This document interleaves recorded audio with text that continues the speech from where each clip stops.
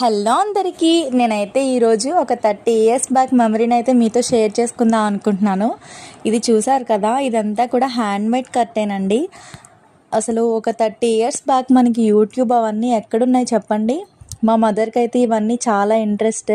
తనే ఓన్గా చాలా క్రియేటివ్గా ఆలోచించి ఇదంతా కూడా చేత్తోనే స్టిచ్ చేశారు.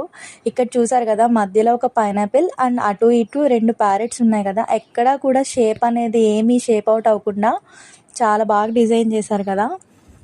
దీన్నైతే మ్యాటీ కుట్టు అంటారంట.